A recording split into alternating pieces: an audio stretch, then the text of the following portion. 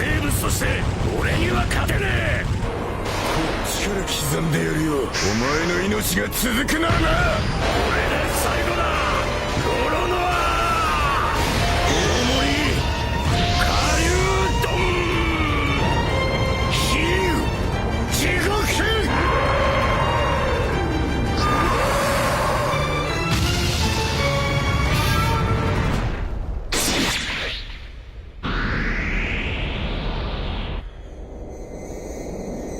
なってやろうじゃねえか、地獄の王に。Zoro é um espadachim incrível e suas habilidades não podem ser contestadas por ninguém, pois o tanto que ele vem evoluindo ao longo da obra mostra que em breve, com certeza, ele será digno de ser chamado de maior espadachim do mundo. E digo mais, se Luffy um dia vai receber o título de Rei dos Piratas, Zoro certamente irá receber o título de Rei do Inferno. Agora, se você quer saber o porquê disso, vem com o pai que eu vou falar sobre isso agora. Salve família, Salmo Souza na área. E que episódio foi esse? A Toei prometeu e a Toei cumpriu. Pra mim, esse foi um dos melhores episódios da saga de Wano, superando até mesmo o episódio 1015 e o último episódio que foi o de Sanji vs Queen. E o que é que deixou esse episódio tão incrível assim? Primeiro, a Toei chegou a adaptar 16 páginas do mangá, e normalmente eles adaptam apenas 12. Isso fez com que o episódio ficasse mais frenético. E segundo, a Toei trouxe cenas extras que deram mais fluidez ao episódio. E por último, a Toei fez um trabalho excepcional nessas cenas da batalha de Zoro vs King. Isso me deixou com o hype lá em cima, eu já tô até imaginando como é que vai ser com a chegada de Luffy e Nika. E por falar em Luffy e Nika, então agora estamos faltando mais ou menos 7 capítulos e meio, passando um pouquinho de 7 capítulos e meio para a chegada de Luffy e Nika no anime. Mas antes que eu me empolgue aqui e comece a falar a respeito desse episódio que foi épico demais, deixa aí o seu likezão e se inscreve no canal. Vamos tentar chegar à marca de 30 likes para fazer com que esse vídeo seja divulgado para a galera que curte One Piece. E no mais, lá vamos nós! O episódio 1062 começa de onde parou o episódio 1061, no momento em que Zoro tinha dito para King que ele tinha que cumprir a promessa que ele fez para a sua melhor amiga e também para o seu capitão. A partir daí a batalha de Zoro vs King continua, e podemos ver que Zoro consegue acertar um corte na barriga de King. Porém, não surtiu efeito nenhum, afinal de contas Zoro ainda está tentando descobrir por que os seus cortes não estão fazendo efeito em King. Vemos então que Zoro começa a perceber qual é o ponto fraco de King, e aí ele consegue acertar um corte no rosto de King. E essa cena fica muito legal, pois dá pra ver que o corte de Zoro acabou tirando o sangue de King e fez com que a máscara dele se partisse. Alguns dos piratas da fera que estão por ali, e são apenas figurantes, conseguem ver o rosto de King. E aí eles começam a mencionar a respeito da raça de King. E um ponto bastante legal é que eles falam que a raça de King é procurada pelo governo mundial e o governo pagaria 100 milhões de beris por qualquer informação. King, vendo isso, nem conta a conversa e acaba incendiando esses figurantes. Zoro, quando vê essa cena, então ele menciona para King de que um chefe deve saber controlar seus subordinados. Então galera, isso pra mim foi muito legal, porque muitas vezes a gente vê Zoro agindo como um vice-capitão e até mesmo como um imediato do navio. E isso prova de que ele consegue ter essa noção de que realmente um bom líder tem que saber lidar com os seus subordinados. E King não consegue agir dessa forma. Na verdade, quando o subordinado dele age de uma maneira que ele acha incorreta, ele vai lá e taca fogo na galera. Então o Zoro mostrando mais uma vez como é que um bom líder deve agir.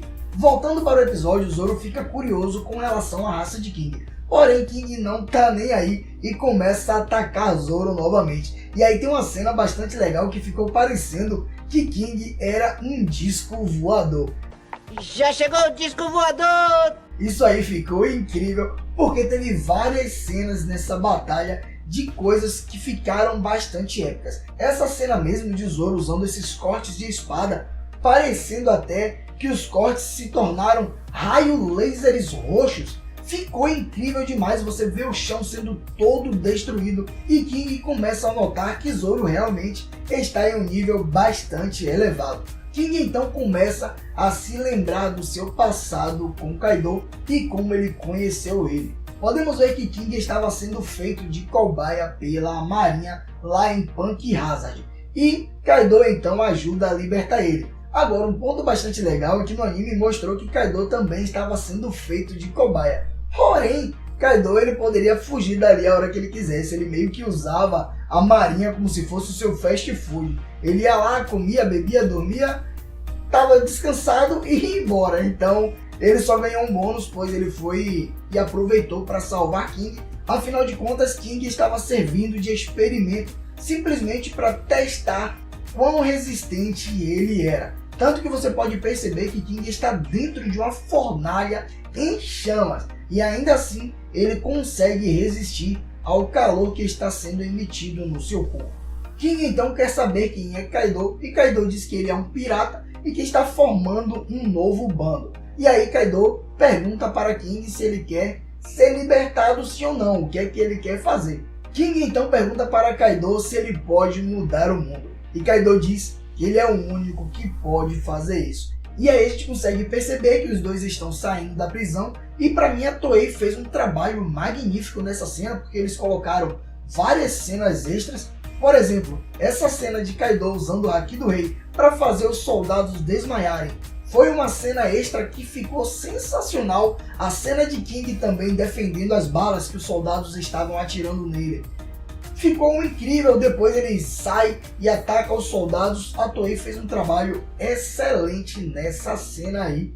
E a partir daí, Kaido então pergunta a King qual é o verdadeiro nome dele. E King diz que o seu nome é Albert. Porém, Kaido diz que ele é muito forte e que ele merece um outro nome. Então Kaido diz para ele que a partir de agora ele deve ser chamado de King.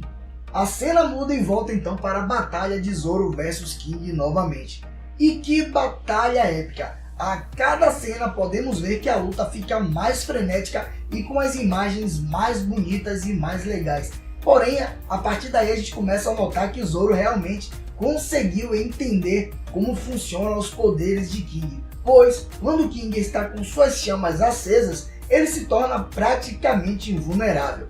Por mais que Zoro ataque King, não surte efeito nenhum. Porém, quando as chamas das costas de King se apagam, King se torna muito mais rápido, porém ele acaba ficando vulnerável. E como Zoro percebe isso, ele deixa de atacar King em algumas vezes que King está com as chamas acesas. E aí podemos ver em outro lance que King agora está muito mais rápido, tentando atacar Zoro novamente, e Zoro então começa a se defender e se prepara para atacar. E a partir daí, Zoro consegue fazer um novo corte em King, que vai da sua barriga até o seu rosto. King então percebe que Zoro conseguiu notar a sua fraqueza. Galera, eu tô me segurando aqui para não falar alto, porque essa cena foi incrível. Eu fiz um react e postei em outro canal. Espero que não dê problema no bloqueio nem nada, mas quem curte eu vou deixar aí na descrição, só vocês darem uma conferida, vocês vão gostar do vídeo. Lá eu acabei me empolgando até demais. A batalha de Zoro versus King está tão sensacional que Zoro começa a desferir vários golpes em King, porém King começa a se defender e Zoro aí pergunta: ah, então agora você está se defendendo? Quer dizer que eu posso te ferir? Você não estava deixando eu acertar os golpes em você dizendo que você era invulnerável? Me lembrou muito as cenas de Luffy contra Kaido, no qual Luffy começa a atacar Kaido usando o seu Haki do Rei avançado, e aí Kaido começa a se defender, mostrando que os socos de Luffy realmente está fazendo efeito e está fazendo com que ele sinta bastante dor. Por mais que os golpes de Zoro estejam surtindo efeito, King ainda quer dar uma de boçal, né? Como se ele fosse o cara mais forte. Não, minha raça nunca vai perder pra sua. Eu sou um lunariano, enquanto você é somente um humano. Só que Zoro não tá nem aí. Zoro tá bom, então fique aí se achando que comigo não rola isso não. Vou cair pra dentro de você e vou te arrebentar. Outra cena magnífica de novo que a Toei trouxe. King consegue usar um novo golpe fazendo com que saia vários dragões de chamas. E só para constar, a chama de King é tão poderosa que o próprio Zoro menciona que ela é como se fosse o magma. Ou seja, King consegue criar chamas no calor de um magma. Então, Sanji, sendo da raça lunária, né, tendo o seu gênios modificado para ter parte lunária dentro dele, será que Sanji consegue criar suas chamas no calor tão forte quanto o magma? Ou será que Sanji vai conseguir superar isso? Seria bastante legal ver Sanji superando Akainu. Já pensou as pernas de Sanji tendo um calor muito maior do que o magma de Akainu? Isso seria bastante legal. Porém, a batalha de Zoro e King continua, e a partir daí Zoro começa a cortar esses dragões de chamas que King criou com muita facilidade. Zoro tá absurdo nessa cena, e numa troca de golpes extraordinária, Zoro então consegue atravessar um dragão de chama que King tinha feito e vai diretamente no corpo de King, assim o cortando.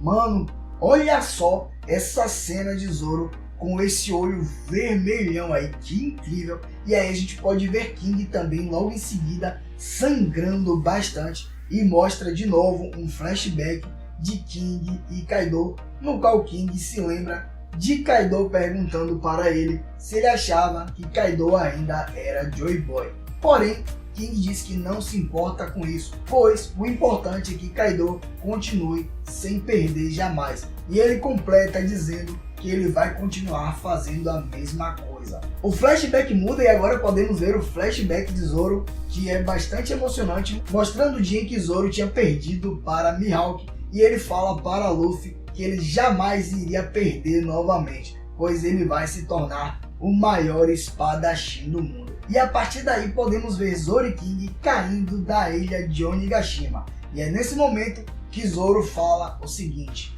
a partir de agora eu vou me tornar o rei do inferno.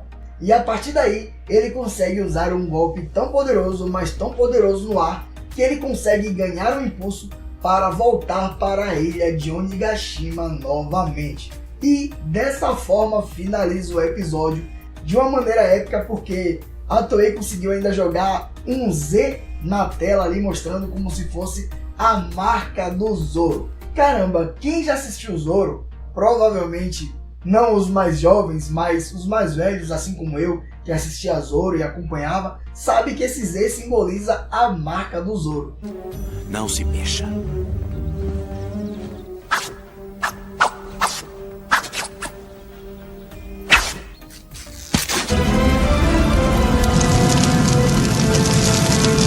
E isso foi muito incrível. A Toei trouxe essa referência que ficou bastante legal, e era um dos seriados e filmes que eu curtia bastante, que era A Lenda do Zoro. Muito legal essa referência que a Toei trouxe.